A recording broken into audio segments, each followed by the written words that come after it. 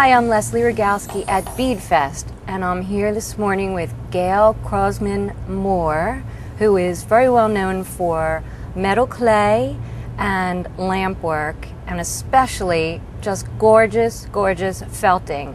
Hi, Gail. Hi, Leslie. You are going to show us how to make a felted bead today. Absolutely. Now, this is wet felting? Wet felting. Okay, yep. Let's get started. I have a foot-long piece of wool roving, and I'm just going to roll it up, almost as if you would a ball of yarn.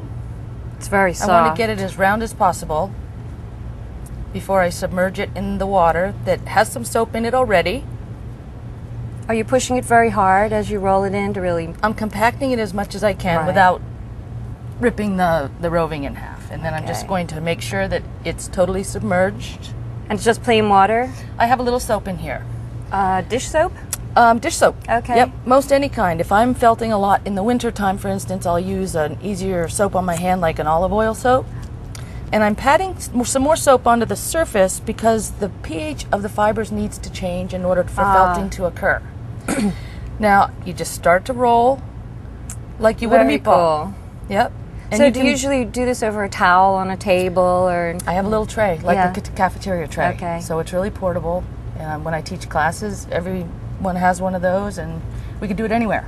It looks really easy. It is easy. The key is to not be too aggressive too soon. So you're squeezing the rest of the moisture out of it, and about how long does this usually take to do? It's probably 5 minutes to take a bead from beginning to end. Okay. Yep. So it's kind of gooey here. We don't have time to finish it, but that's the basic idea. You just keep going till it's finished, and then you'll rinse it in cool water and do a vinegar rinse, which will bring it back to a neutral pH as well as get rid of all the residual soap. Oh, okay. And this is still a little damp, so this had been done earlier, and it's very, very smooth. Yep. And then do you just let it air dry? Yep. You could put dry it it out in the dryer if you were in a hurry. But you know, you can always go back to it. You know, it's so when it's dry, but if you wanted to go back in and do anything more to it, you could always re-wet it and do it again. Now, what stage do you put a hole through it to make it into a bead? The final straw, and I usually just thread it through with a needle. And you take it one step further once it's dry, which takes about how long?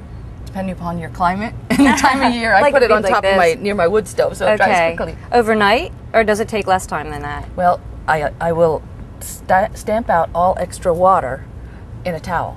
Okay. And so that will eliminate a lot of drying time. And you do beautiful embellishment, which is really just the crowning touch at the end. You bring the texture of beads into it, which is something that you're really well known for.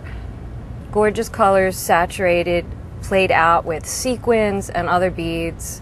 It's really just, they're just fantastic. Your little, look, there's a surprise inside.